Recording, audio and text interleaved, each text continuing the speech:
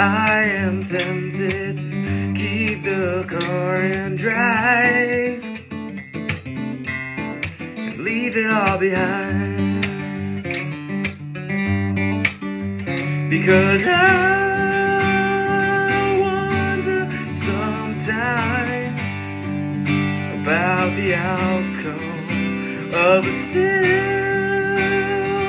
but excellentless life. Am I living it right? Am I living it right?